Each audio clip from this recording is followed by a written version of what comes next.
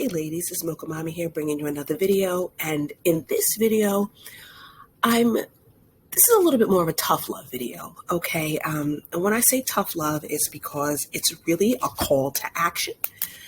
To just step it up and do better and answer the questions for yourself that a lot of you ladies are asking me. These are questions that only you can answer because they're specific to your situation. A lot of times in this sector, we say things like chew the meat and spit out the bones. I'm making this video because I'm finding that a lot of you ladies don't want to put the effort into chewing the meat and spitting out the bones, but rather what you're coming to me to do is to spoon feed you. You want me to spoon feed you already pureed information so you don't have to put in the effort.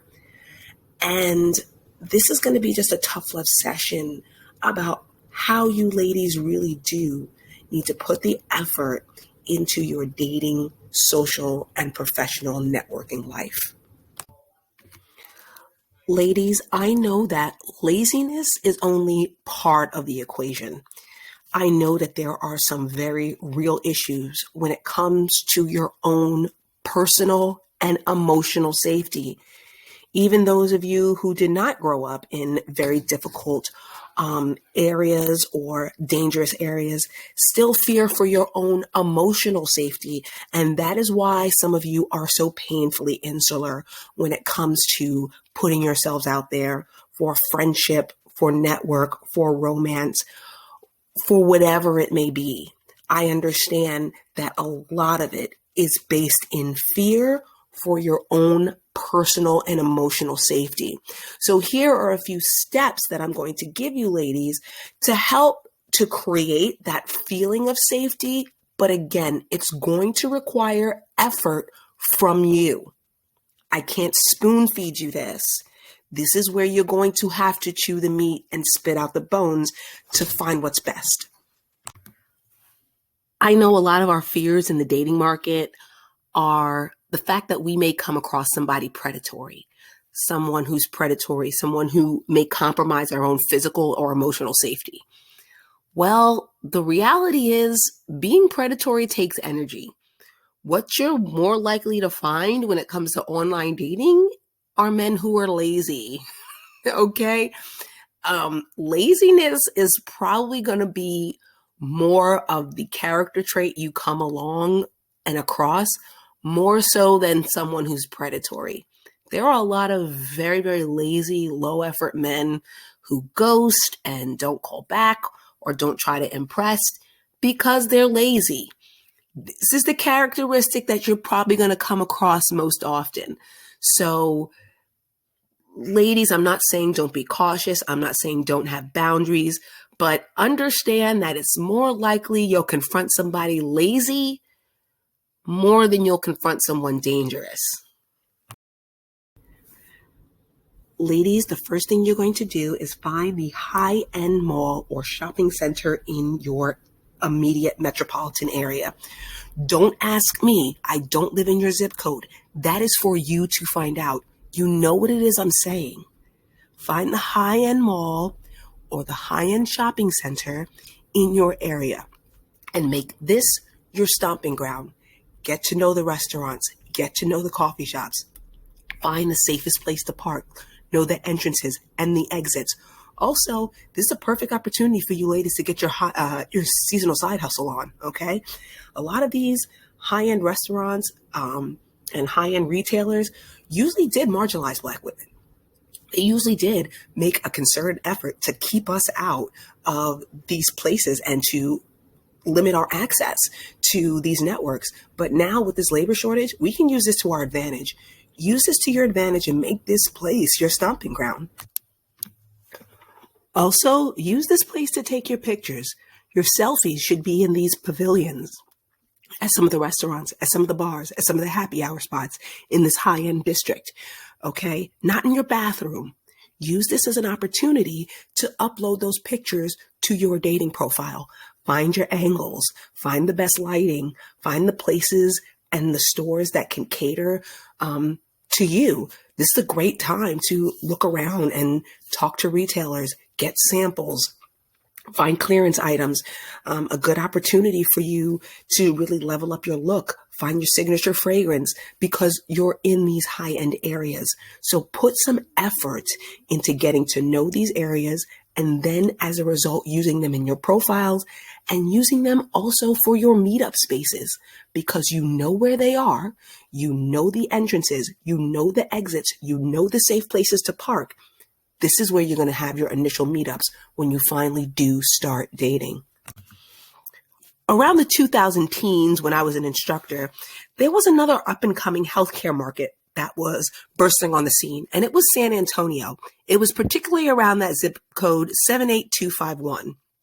This was like, they had just built a new SeaWorld. They were building a lot of brand new homes that were catering to first-time home buyers, apartment complexes, and a lot of the four-year institutions were highly incentivizing community college students and those with associate's degrees to complete a four-year bachelor's, accelerated bachelor's in allied health and nursing. So there was just a lot of opportunity at this time.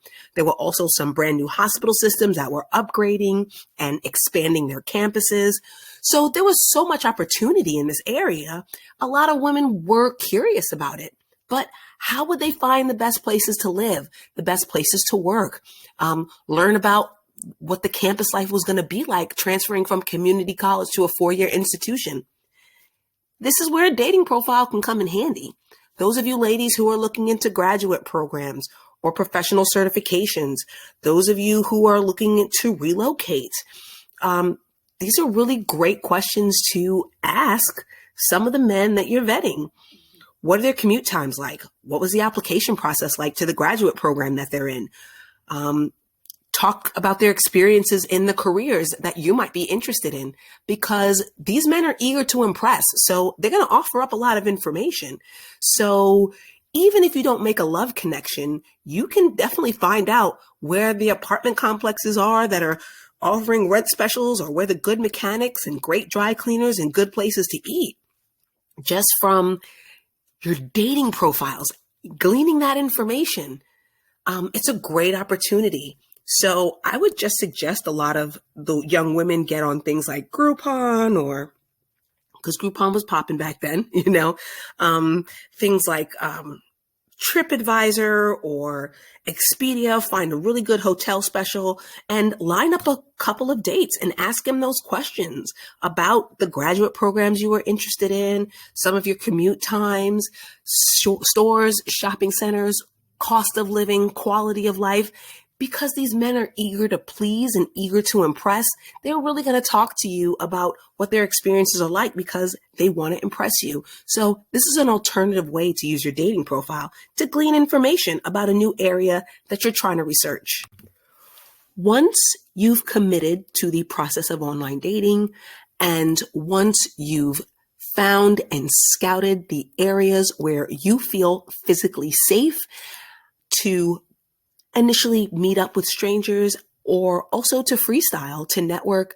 And once you've started developing a level of comfort with your appearance, with your profile pictures, there are several Black women content creators who have different objectives and different ideas of what successful online dating looks like. I'll be sure to link all of their channels in the description box, but one great place to start was my Shy Girls workshop, where content creator Framing Femininity had given a list of small talk topics that could be really great for initiating conversation and breaking the ice when you're first starting to vet and screen those men for conversations and then potential meetups in the future.